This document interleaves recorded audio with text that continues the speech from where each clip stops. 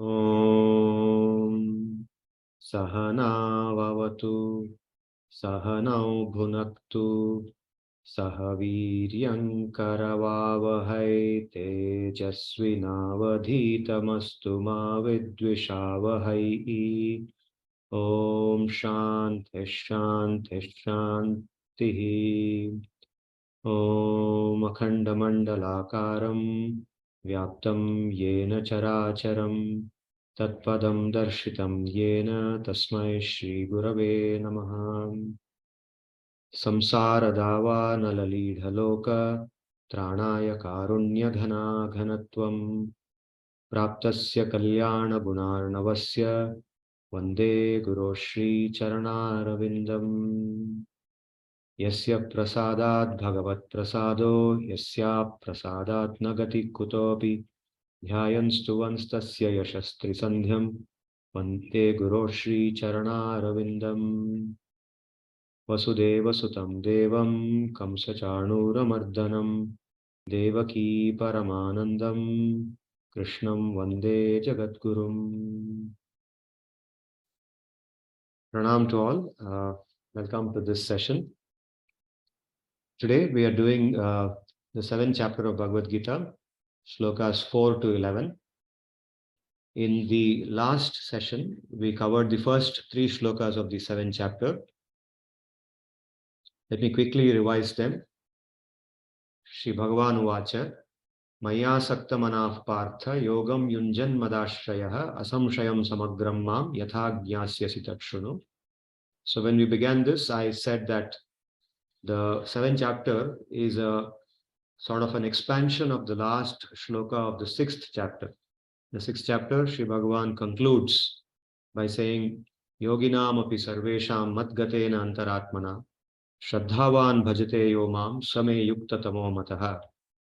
Greater than all the yogis, or you can say amongst all the yogis, that person who is fully absorbed in me and who with shraddha, with conviction, engages in my service, bhajate mam, he is the best engaged person. He is the best situated person. So he introduces the thought of Bhakti Yoga in the last shloka of the 6th chapter.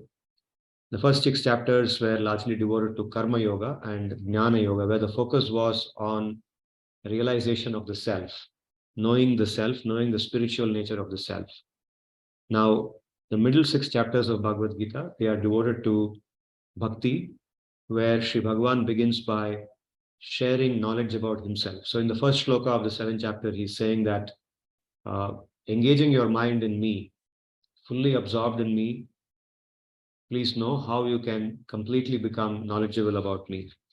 And then he says that going forward, Jnanam teham savigyanam idam vakshyamyasheshataha yajnatva neha bhuyonyat jnatavyam avashishyate. I'm going to share with you basic knowledge as well as specialized knowledge about myself, by which nothing further will remain to be known in this world. And then he also points out, he says, Manushyanam sahasreshu kaschid yatati siddhaye yatatamapi siddhanam kaschin mam vetti tatvataha. Among thousands of human beings, only one endeavors for spiritual perfection. And among those who endeavor for spiritual perfection, hardly one knows me in truth.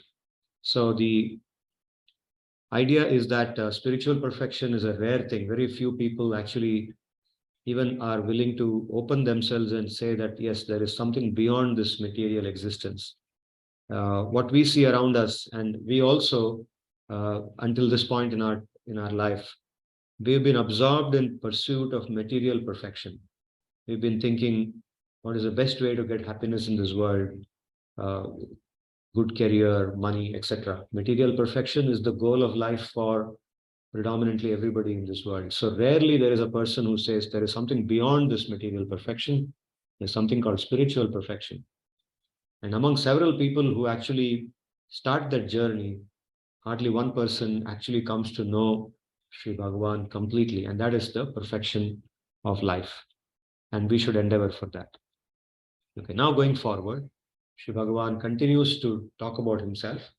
So here he is describing his material manifestation. He says, Bhumirapo analo vayuhu kham mano buddhirevacha ahankara iti yamme bhinna prakriti rashtadha. So he's offering a classification of this material manifestation. So he said he's going to talk about himself. So now very broadly he says that there are two energies. One is my material energy and the other is my spiritual energy. And this material energy is what you have been experiencing all this while. And it consists of 8 elements. What are those 8 elements? Bhumihi. Bhumihi refers to the earth. Okay. Apaha. Apas means water. Analaha. Analaha means fire. Vayu. Vayu means the air. And Kham. Kha word is used for the space or the sky. Some people translate Kham or Kha as the sky. And other people translate it as space, empty space. So Bhumi Rapo Nalo Vayu Kham, that is earth, water, fire, air, and ether or space. Mano, Manaha, Manas is mind. Buddhihi, intelligence. Buddhirevacha.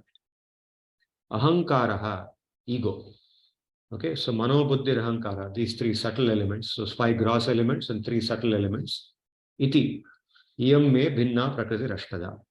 So this prakriti, this material prakriti, ashtadha, is 8-fold, divided into 8 parts. So this actually is a categorization in summary of a larger categorization that is done in the Vedantic literature, which I will just show you. In the Vedantic literature, the material manifestation, how it begins, how material creation begins. Just like in modern science, we talk about the Big Bang theory, and there are alternative theories also in science, which try to explain how this universe was created, or this universe happened to come into creation existence. Right? Similarly, Vedanta has a theory, and it says that in the beginning, there is only that supreme being, supreme consciousness. Matter comes from consciousness. Conscious being is the source of matter. Matter by itself is not non-existent. So this creation happens by the will of that supreme being. And that supreme being is known as Mahavishnu. And Mahavishnu is lying on what is called as the causal ocean, Karanodaka Shahi. He's called Karanodaka Shahi. That causal ocean is also called Karana Udaka, Karanodaka. Okay, Karana means cause, Udaka means water. So this form of Mahavishnu is lying on that Karanodaka. And from his body, as he breathes out, countless universes come out of the pores of his body. And as he breathes in, those universes go back into his body. So by that, the universe in which we are living is one such universe. And then he expands himself because there are living beings in material existence. So to accommodate them, these universes are created. And he expands himself into the universe. Okay, so in the creation of the universe, the first element is called Prakriti. It's also known by 2 alternative names, Pradhana and Avyakta. So the word Pradhana refers to Prakriti, which is the original form of matter, invisible. It's completely subtle. It is not visible. It is undifferentiated original matter. So Prakriti, Pradhana, Avyakta are 3 names of that original form of matter.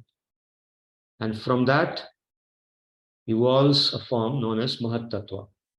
Mahat Tattva is a differentiated matter. It's also subtle. It's invisible. It's not visible to us. It's not tangible for us. But it has differentiation within itself as compared to Prakriti. Prakriti is undifferentiated. Mahat Tattva is differentiated. Now from Mahat Tattva, more tangible elements emerge in this order. The first is the Antarindriyani, Manas, Buddhi, Ahankara, and a more subtle element called as Chitta. These 4 elements are mentioned in Vedanta.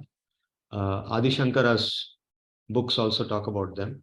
There's one particular book, for example, known as Atma Bodha, written by Adi Shankara. There he defines these 4 elements as part of the Antarindriyas. Similarly, in his book called the Viveka Chudamani, very famous book of Adi Shankara, he talks about these 4 elements.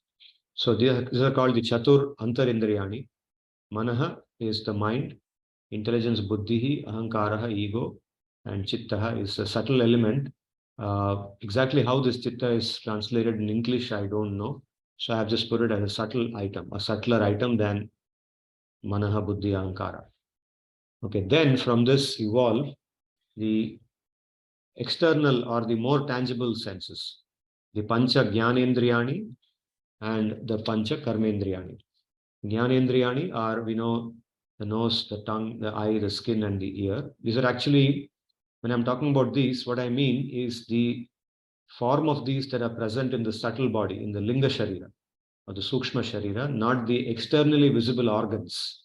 Okay, these then manifest as organs in the gross body. Similarly, the pancha karmendriyani, the working senses, the first ones are called the knowledge producing senses or the knowledge acquiring senses. These are called the working senses, karmendriyani, the hands, legs, the anus, genitals, and the larynx. And these also are actually in the subtle form, in the linga sharira. Okay, they go with the atma from one body to another body. And they manifest in the gross body. The stula shariram comes later. Now, before that, what are called as the pancha sukshma bhutani, they evolve. And they're also called in Sankhya philosophy as tanmatrani, pancha tanmatra. So they are these smell, taste, form, touch, and sound. You can see they correspond to the pancha jnanendriyani. Nose does the function of smelling, tongue does the function of tasting, the eye does the function of form or cognition of form, skin does the function of touching, ear does the function of sound, hearing sound. And then from these, the pancha mahabhutani. Pancha mahabhutani are the which constitute the gross body, the stula shariram that we all can easily perceive, the earth, water, fire, air, and space. This is what is mentioned in the shloka that we just read. Bhumi, apaha, analaha, vayu, and kham. So in the shloka, so these, what I listed now, these 24, if you count them, you'll see that there are 5 into 4 plus 4, 24. Right? The 24 elements. These 24 elements are considered as the material elements in Vedanta philosophy. Okay, this is what I have boxed here in this rectangle. Now, what is not included here are the pranas, the pancha prana, which are part of the sukshma sharira. They are considered as part of the sukshma sharira in Vedanta philosophy. They are also material in nature, but they are not included in these 24. Pancha prana we have discussed earlier, prana, udana, vyana, samana, apana. And then the pancha upaprana, naga, kurma, krikara, devadatta, dhananjaya. These refer to the different vital currents that exist in this material existence, which help us to perform different functions in the body. Okay, not only breathing, although prana, the loose translation of prana is breath, but this doesn't refer to only breath. It refers to the various functions of the body, such as digestion, blood circulation, the actions of the nervous system, everything, excretory system, everything, all the different systems in the body, and small functions like the blinking of the eyelids, belching, everything is managed by these 10 pranas together. Okay, so when the prana becomes weak, then all these functions suffer. That is why pranayama is done in the process of yoga, Ashtanga yoga. Pranayama is considered very important. And even those who are not following the full path of Ashtanga yoga, if they simply do pranayama, pranayama means basically managing or balancing, controlling the prana, bringing the prana into their proper order, the way they should be, bring them to their proper state, so that all the functions of the body, all the functions of the different systems of the body will function properly. Now, these are part of the Sukshma Shariram in Vedanta philosophy, but for some reason they are not included in the 24 in the box there, in the rectangle there. Okay, but this is how the entire classification is done, of which what we just now saw in the earlier shloka was only 8 elements. The 8 are actually meant to subsume all these 24 elements. The 8 that we saw were earth, water, fire, air, and space, and then these 3, mind, intelligence, and ego. But the understanding is that in citing these 8, Sri Bhagavan actually subsumes all of them. For example, in saying these 5, he subsumes these 5 also. You can see that, in fact, earth is considered to be corresponding to the Gandha Rasa. or Gandha, the Gandha Tanmatra. Similarly, Apaha, water, is supposed to correspond to the Rasa Tanmatra. Fire to the Rupa Tanmatra, air to the Sparsha Tanmatra, space to the Shabda Tanmatra. It's considered that Gandha is the essence of earth. Rasa, taste, is the essence of water. Similarly, Rupam, or form, is the essence of fire. So this is all in Vedanta, and in here also it will come again. You'll see that as it goes forward. So this is a very fine understanding of these elements, and as we read this deeper, this may become clearer. Okay, now I'll go forward. The next shloka. So Bhagavan has just given us eightfold classification of the material elements. Next he says, Apareyam itastvanyam prakritim vidhi me param jiva bhutam mahabaho yayedam dharyate jagat. Says apareyam, apara yam.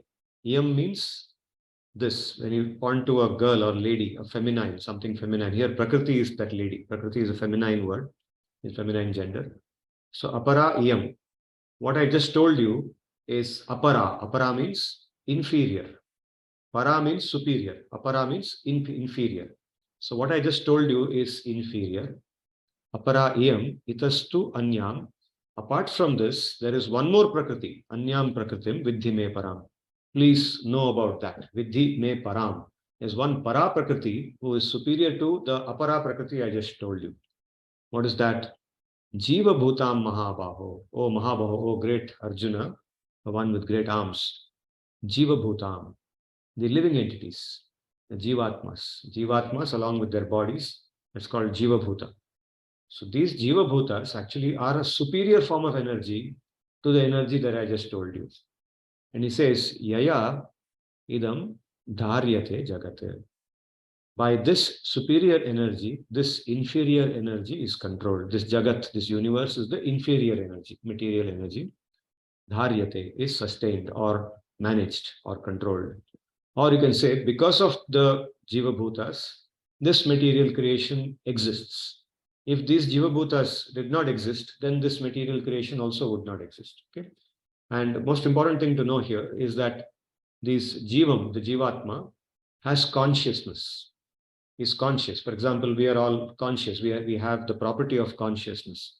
Whereas the matter around us, the table on which I have kept my keyboard, the computer, the floor, the carpet, the earth, nothing has consciousness. It is dead matter. We call this dead matter, right?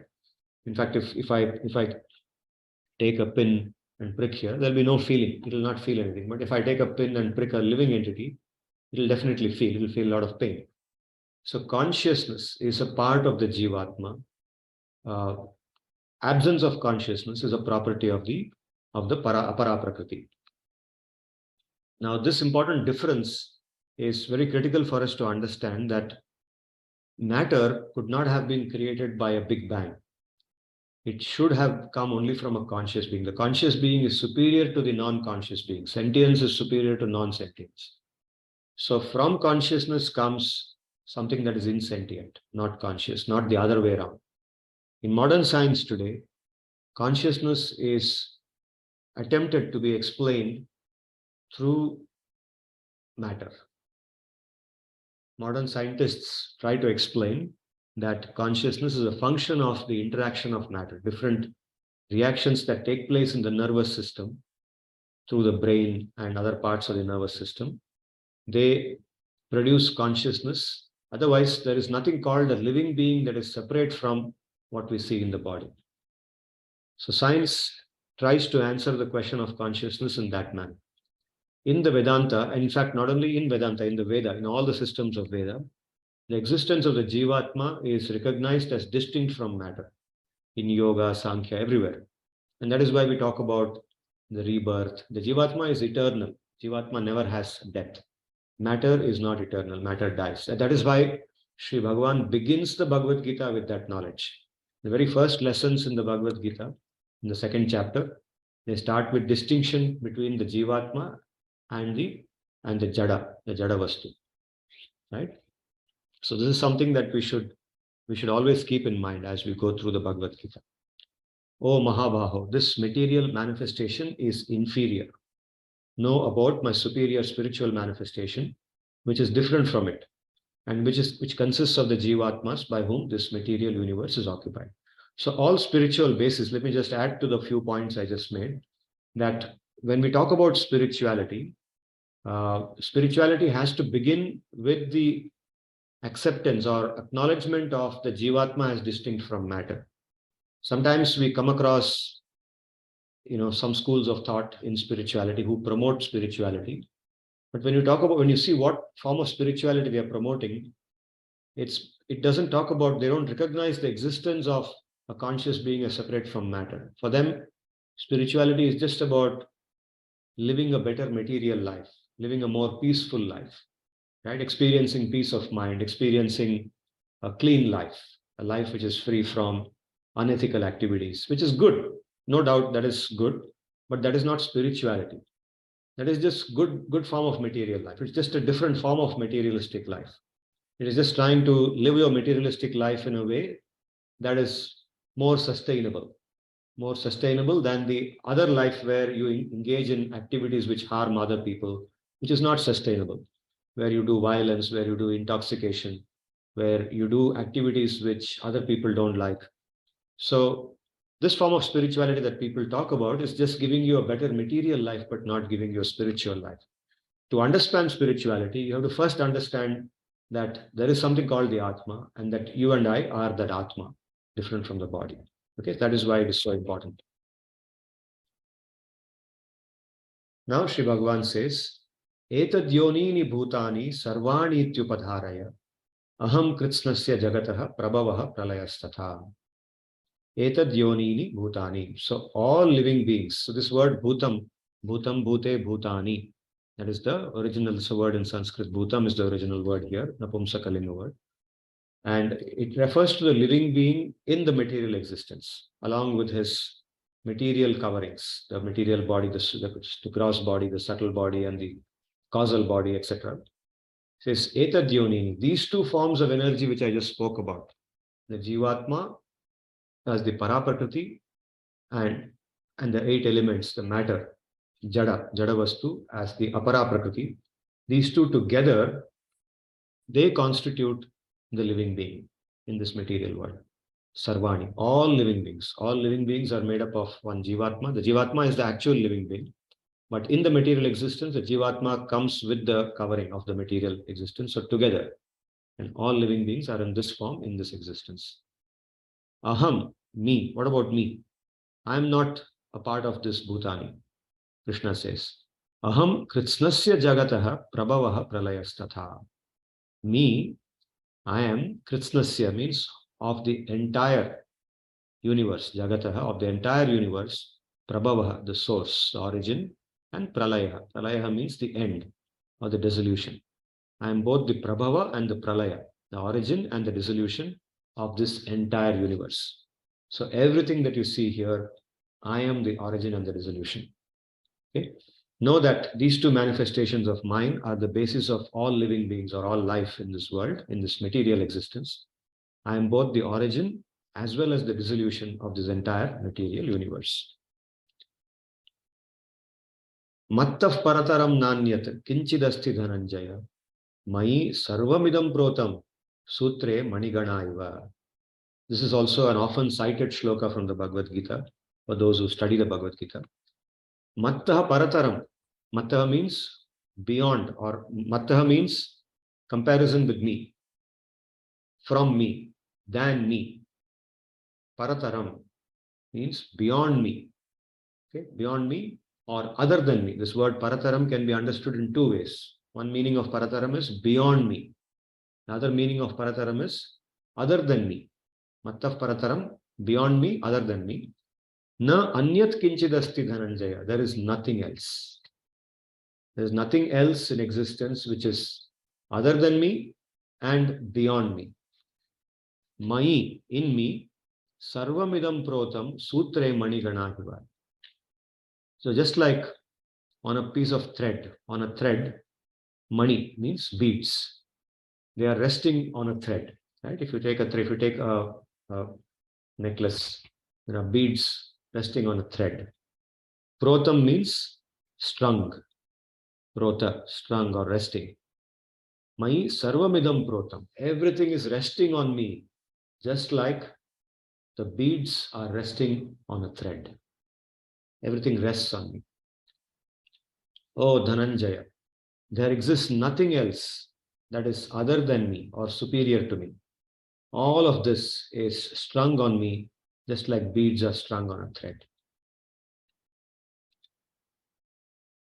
Now he talks about his Aishwarya, affluence. The English translation of the word Aishwarya, one way of translating it is affluence or opulence.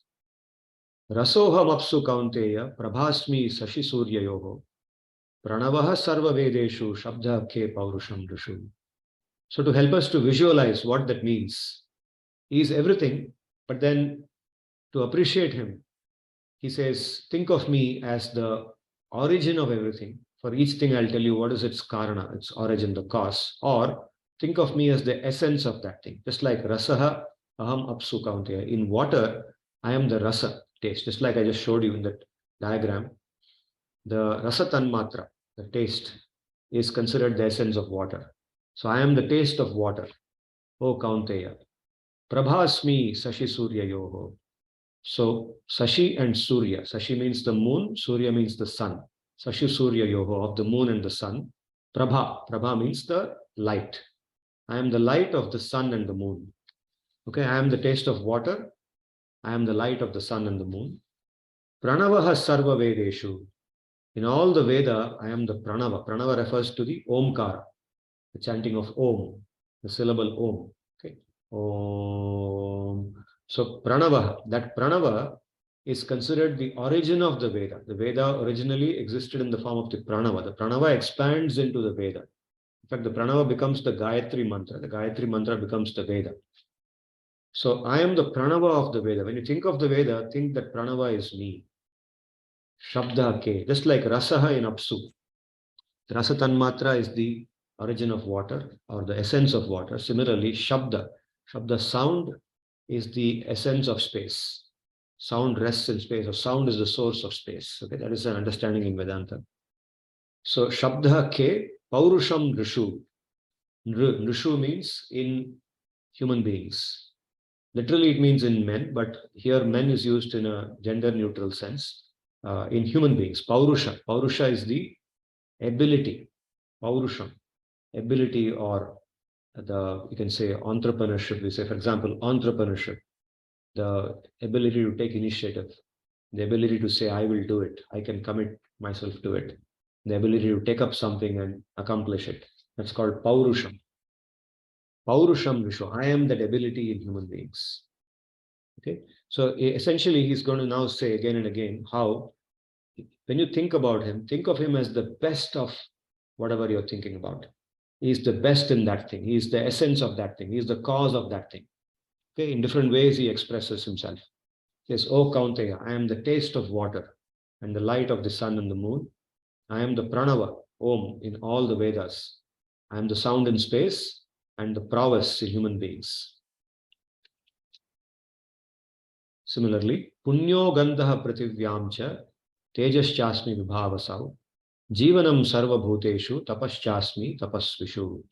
This Punya. Punya means pure, Gandha, smell, Prithivyam in earth. Just like I said, Gandha Tanmatra, smell is the Karana for Prithvi.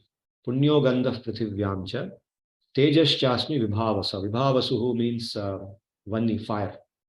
So in fire, I am Teja. The word Teja is used in Sanskrit to mean very similar different things. Teja can mean light. Teja can mean heat.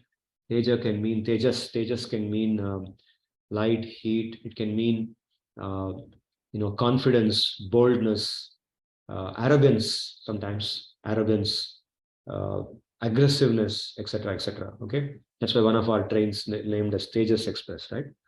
Teja, speed. So Tejas Chasmi Vibhavaso. I am the heat of fire. In fire, the essential element that you look at is heat. I am the heat of fire. Okay, and that is the heat which is actually responsible for helping us to cook, to digest the food in our stomach, keeping us warm, gives us warmth, etc., etc. Jivanam Sarva Bhuteshu. I am the life of all living beings. Tapaschasmi Tapasvishu. in all those who perform austerities, tapaha. Tapaha means austerity in those who perform austerities, the tapasvis. In the tapasvis, I am the tapa, that ability to do tapa and that tapa itself. The tapa actually means, willingly taking discomfort. And essence of discomfort is the ability to withstand contrasting situations or dvandva. Okay, you're comfortable in heat, you're comfortable in cold also. You don't have a preference for either. You're able to tolerate both. You're comfortable when there is a lot of noise, you're comfortable when there is silence also. You're comfortable in both noisiness and silence. You're comfortable when you can say you are with men, you're comfortable when you're with women also.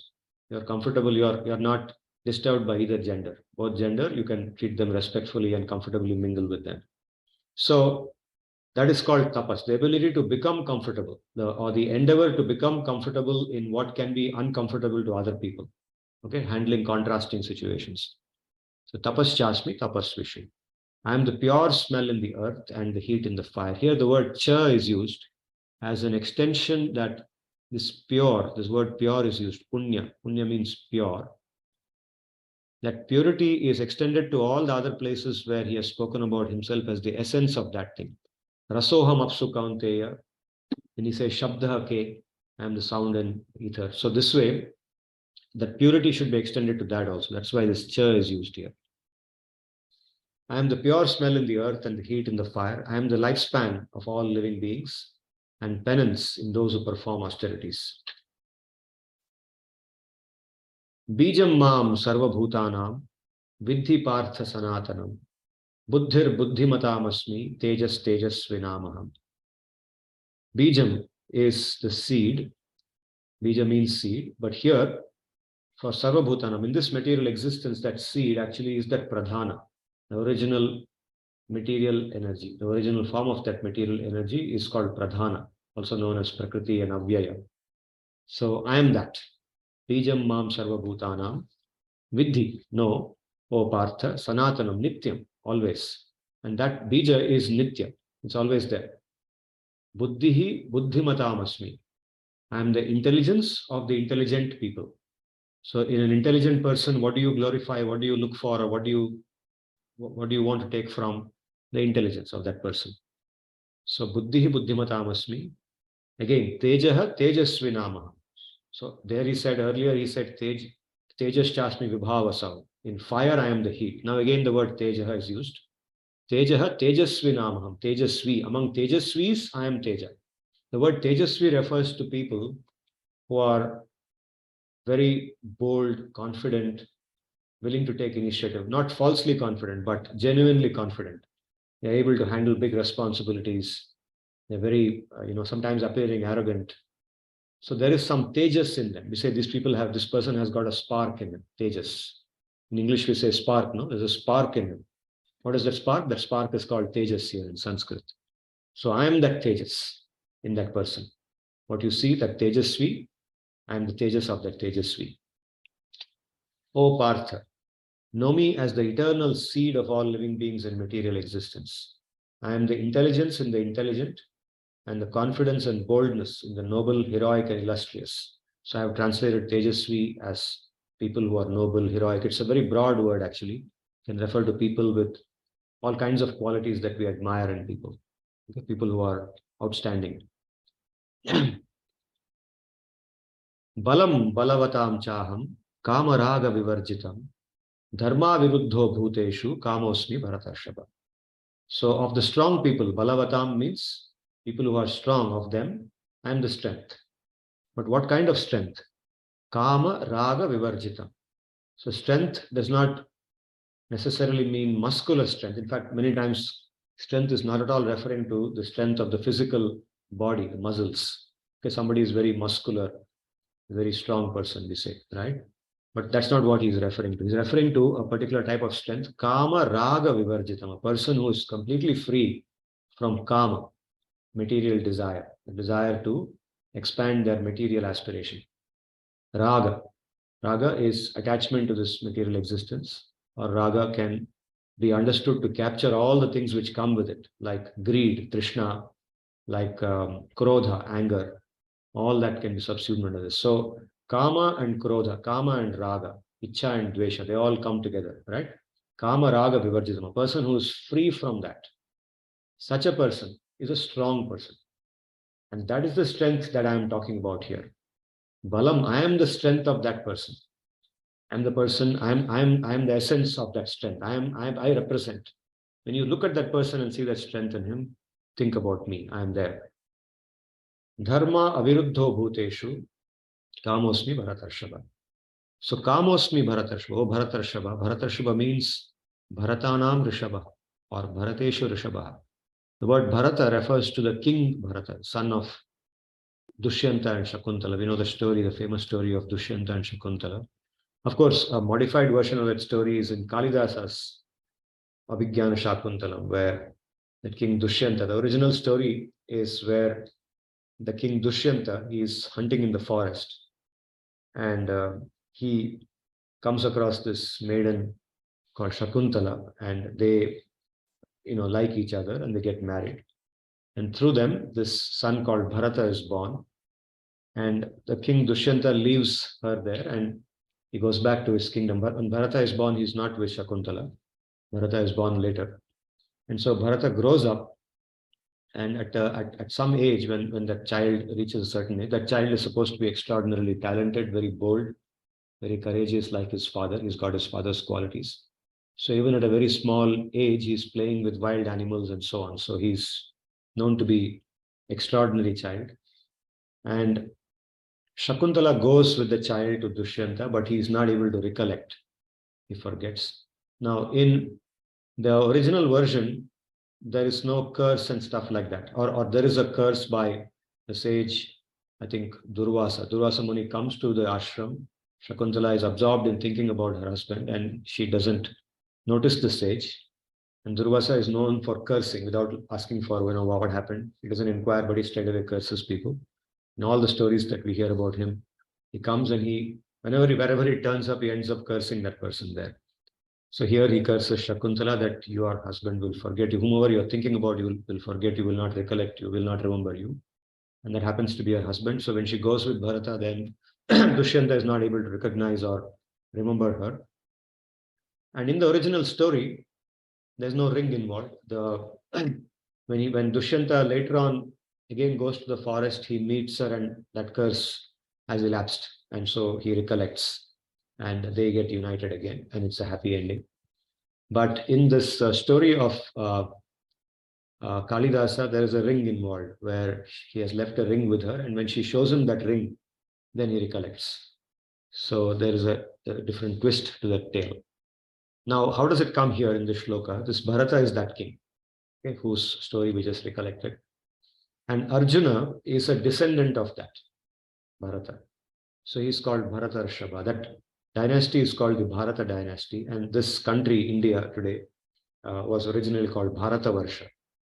And the word Bharat is the name used in Hindi as well. And today we are trying to bring that term Bharatavarsha to mainstream, right? We're trying to rename our country as Bharata. So the land of Bharata is Bharata. It's the same Bharata here. There's also one more Bharata, the king Bharata, who appears in the Bhagavatam. He plays a very important role in the Bhagavatam, in the Panchama Skanda of Bhagavatam. He is the son of another king by name Rishabhadeva, who became a sage. That Rishabhadeva is said to be the founder of the Jain Dharma, Jain philosophy. Okay, the Jains worship Rishabha as their origin. And that Rishabha's son was known as Bharata. And the Bharata became very famous. There's a story associated with Bharata, how he went to the forest and ended up thinking about a deer, became attached to a deer. And therefore, he was born as a deer in the next life. And in the third life, he was born as Jada Bharata. And then he got Mukti. So that's a very long story, which I have told once earlier, and I will tell again at a future time. But this Bharata is not that Bharata. It's a different Bharata. This is the Bharata after whom our country is named and who is the ancestor of Arjuna and the Pandavas. So Arjuna is called Bharatarshava. Now, what is the second line of this shloka telling us? It says, Dharma aviruddha. Aviruddha dharma. Dharma aviruddha. Kamosmi Bharatarshava. I am lust. Kama here refers to lust. Specifically refers to the conjugal lust, the desire to enjoy with a partner. And he says, dharma aviruddha means I am that lust which is practiced, which does not contradict the principles of dharma, which doesn't go against the principles of dharma. So there is one simple principle. There are many principles actually, which guide us how we should engage in the activity of uniting with a partner, with our conjugal partner, not with any partner, but with somebody whom we are married to. So first of all, conjugal union is permitted only after marriage, not before marriage in the Veda, in our dharma. And even after marriage, it is not permitted arbitrarily. It is meant to be engaged in only for the purpose of begetting children. And that too, there are guidelines on when it can be conducted, not any time, not arbitrarily whenever you feel like it, but it is prohibited on certain days. For example, when your partner, when the woman is having her monthly periods, it's completely forbidden. When on a full moon night, it is forbidden. There are many guidelines like that. They're available. If you Google on it also, you'll get. There are many guidelines the Vedas give on how to engage in an activity so that the child which is born to you is a child which has very divine qualities. Ultimately, everybody wants a good child, right? We don't just want some biological child. We want a child which has got good qualities, which is intelligent, which will have a long lifespan, etc. Everybody who wants to have children will want to have a child like that. So to have a good child, a child which is intelligent, which is in our Vedas, in our Dharma, it is recommended to have a child which is saintly in nature, which has qualities which will attract the child towards God, right? And which will practice Dharma, which will uphold Dharma. So such a child is born when you follow these principles. Dharma aviruddha, which is not opposed to Dharma. We also know, in fact, last class I told the story of how Hiranyakashipu was born. Hiranyakashipu, Hiranyaksha are born when Diti goes to her husband at an inappropriate time. And she asks for a union at a time which is the time of dusk, right? When the sun is about to set. That's not the time in which this activity is meant to be done. So by doing that, she ends up getting two asuras as her children. I am the strength of the strong that is devoid of greed and desire. O Bharatarshava, I am conjugal desire that is not opposed to the principles of Dharma. So in these 8 shlokas today, we have actually got an introduction to, Sri Bhagavan's material opulence. He's talking about basically his material expansion or material manifestation. And he will go on actually elaborating on this. In the 7th chapter, it's a very short chapter. The introduction to this affluence is very short. But when we go to the 10th chapter, in the 9th and 10th chapter, particularly 10th chapter, Arjuna actually prompts him to say that I want to know more about your Aishwarya. And so you will see this in much more elaboration. And at the end of it, Sri Bhagavan says that I can't go on, talking about my material manifestation because it's endless. I've only given you a sample. Okay, like in our research, we talk about sample and population. The population is infinite. So we take a small sample, and that sample is enough to come to conclusions. In the same way, Sri Bhagavan says, I've given you a sample of my opulence in the 10th chapter, at the end of the 10th chapter. And so Arjuna is not able to believe what he has heard. So in the beginning of the 11th chapter of Bhagavad-gita, Arjuna says that actually he has not believed whatever Krishna says. So he says, can you now prove it? Of course, he doesn't say it in as crude language as I put it now. He says it very indirectly by saying that, oh, you're so great. You talked about all these things, but is it possible for me to see it? Okay, that's how, when you don't believe something, somebody is telling you something, then you ask for evidence. You say, can I see what you're saying? Are you really speaking the truth? So in that sense, he asks Krishna. Krishna says, okay, I know you won't believe it because your mind is already confused. So let me show you. If you want to really, if you don't believe what I'm saying, okay, I'll show you. So in the 11th chapter of Bhagavad Gita, Sri Bhagavan reveals his Vishwarupam. And that's where he expands and shows all these things. And then Arjuna says, okay, stop. I've had enough of it. So for today, we will stop with these 8 shlokas. But I want to take you into the background behind why Sri Bhagavan is talking all this. One basic doubt comes, ultimately, if you're really a great person, then others should talk about you. You should not talk about yourself, right? Great people don't talk about themselves. Others talk about them. So why is Sri Bhagavan, who says that I don't want anything, I am detached from everything, I am beyond everything, why should he talk about himself like this? So this is because, like I've been telling you, ultimately his objective is to attract us towards himself. And that is not for him, it is for us, it's for our benefit. And he says, come to me, become mine.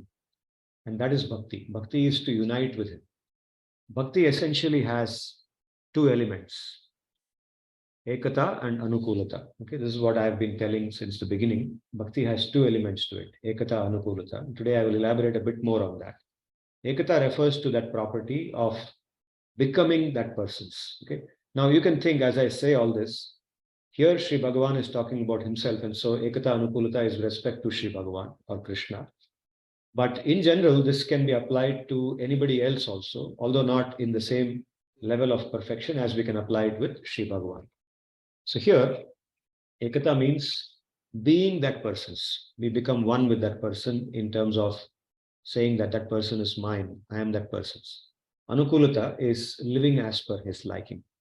So this framework of ekata anukulata was actually first explained by this saint named Haridas Shastri, who lived in Vrindavan in the 20th century, sorry.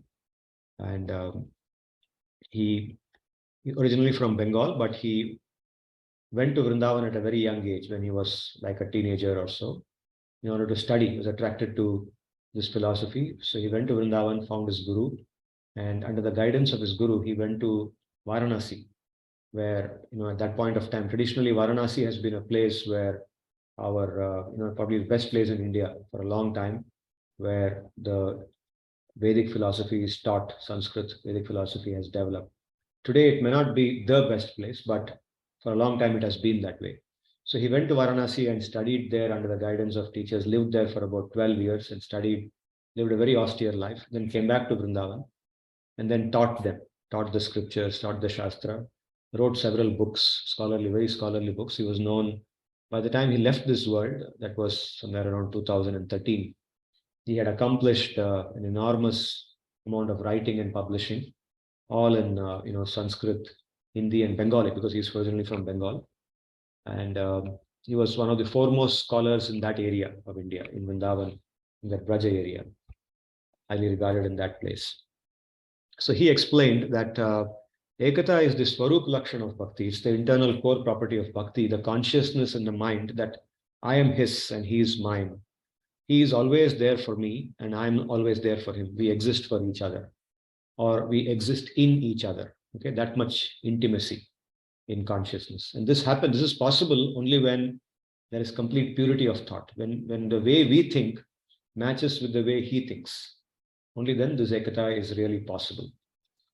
And anukulata is the outwardly manifest property, also called the tatastha lakshan. Tatastha lakshan, just like a river, nadi ka tat hota hai na, tatastha means the banks of the river. So the outer covering of something is the tatastha aspect of that thing, which indicates the inside thing. So that is the outwardly manifest. So when we go to the bank of the river, we can sense the river, we can see the river. Similarly, when we understand the tatastha lakshana, we can also understand the swarupa lakshana through it. So here, in the case of bhakti, it is living one's life and conducting one's activities in a manner that he feels good, the object of our bhakti. He feels good and feels pleasure in seeing and hearing about them, the way we live our life. And in a manner that he never feels bad, hurt, or pained about them. Okay, that is called anukulata. That other person should feel good about it. So you conduct everything in that manner. So it's easy to understand this with simple material examples, just like let's say a mother and a child. Okay, the first and the most basic example is that of a mother and a child. How a mother thinks of her child, and to some extent the child also thinks of its mother. At least in terms of ekata, when a child is very small, the child only thinks of the mother as its shelter, right? There's nothing other than the mother. The child feeds from the mother's body, and the child is one with the mother all the time. If anything, there's even a small sound which the child is not heard of before, the child will immediately call out to its mother. It's thinking of its mother all the time, right? Runs to its mother for everything. So similarly, in the mother's mind also, the child is the only thing that it thinks of, the mother thinks of. The mother is always, feeling the presence of the child, always thinking about the child, worrying about, is the child happy? Is the child, safe? Is it hungry? Will it be crying now? All the time. The mother cannot be peaceful, without thinking about the child. Mother's peace is disturbed if anything even small happens to the child. So this ekata and anukulata in the thinking of the mother for the child, and to some extent in the thinking of the child for the mother. Okay, that is an easy way to understand this property. So you can also think of other examples where this feeling of love comes. So in romantic love, to some extent, this is present. Romantic love is not the purest form of love. It seems to be like that for some time, but it's not at all comparable to the other forms of love we see in the world. Superior to that form of love is the form of love between mother and child, and between even, you can say, a well-wisher. Well-wishers, somebody who genuinely wishes well for another living being, will have ekata anukulata in them to whatever extent. Okay, because you are concerned about the well-being of, it could be a brother and sister, for example. It could be a teacher and a student. Okay, whatever way it is, or a mentor and a mentee, or just a person who is very soft-hearted, who feels, for others. They could also feel this ekata anukulata towards the other people for whom they are caring. Okay. Now, in the material existence, we can understand this, and we also sometimes hanker for this. For example, we may hanker to have this ekata anukulata with someone we like. That person may not know us, like a celebrity. Okay, very often the fans of a celebrity. Okay, now that IPL is going, if you go to the IPL and watch, you'll see people jumping. People putting MS Dhoni. People have colored themselves. A man who's colored himself all yellow in color. His whole body is painted yellow, and he's put number 7, Dhoni, because he feels ekata with that Dhoni. In his mind, that Dhoni is his. Dhoni may not know him. Dhoni may not have even seen him, or maybe seen him only on TV, but he thinks Dhoni is my life. And wherever Dhoni goes, he will go, he will jump, he will dance, and he will want to probably try to ensure that Dhoni is always happy. Dhoni always wins the matches, etc., etc. Okay, celebrity and fans, ekata anukulata. This, you can see this happening, and sometimes we might have also felt towards somebody. So I'm giving these material examples only to try to help us to understand what it would mean to feel towards Krishna. So when we direct this towards Krishna, then bhakti happens. That is bhakti. Bhakti is a very mature thing. Bhakti is a very well thought out, it's a very deep thing. It is not a sentimental thing. It is not something that we momentarily feel when somebody is singing some bhajan. Okay, that is the very social understanding of bhakti. The external, very shallow understanding of bhakti is some people sit and do bhajan. Okay, maa ke liye jagran ho gaya, bhakti. That is not bhakti. That is just a ritual or a momentary experience of sentiment. Okay, that doesn't have depth in it. Depth is when you understand that being, and that is the reason why, I'm coming back to the original question I asked before I went to this explanation. The original question I asked was, why is Sri Bhagavan talking about himself? Why is he revealing to us all about this whole Gita? Now onwards, he will go on saying, I am this, I am that. I take care of my bhaktas. Please come to me. In fact, he explicitly says, come and surrender to me, worship me, fall at my feet. Why would somebody say that? Somebody great. Do we hear anybody great who this Dhoni talk like that? Does Amitabh Bachchan talk like that? Does Narendra Modi talk like that? At least he doesn't talk. The fans, the followers may talk like that, but he never talks like that. So why is Krishna himself talking like that? He's talking like that simply because he wants us to feel that, he out of compassion, he wants us to say that, okay, there is somebody who is the all in all. He wants us to become aware of that. To create that awareness, he says, okay, I don't mind, doing something that even a great person will not do. I will let people know this about me, so that they can actually experience the best welfare for themselves. And that is why in the Gita, he reveals himself explicitly and makes us aware of his qualities and his nature, his behavior, and his expectations from us. That is what the Bhagavad-Gita is all about. And in the end, he will conclude with the final, what is called as the Charama Shloka of Bhagavad-Gita, Sarva Dharman Parityajya Mam Ekam Sharanam Vraja. Okay, I will elaborate more on that as we go forward. Good. So for today, I will stop with this and we will now take your questions, doubts.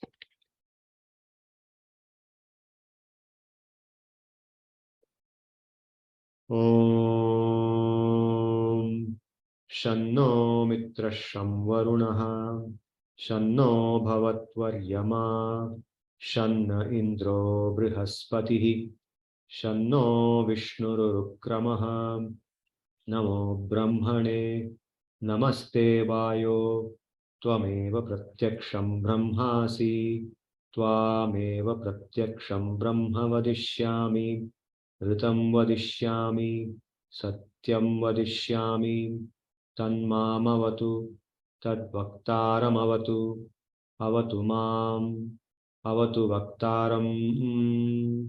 Om Shanti Shanti Shanti. Harihi Om Tat Sat.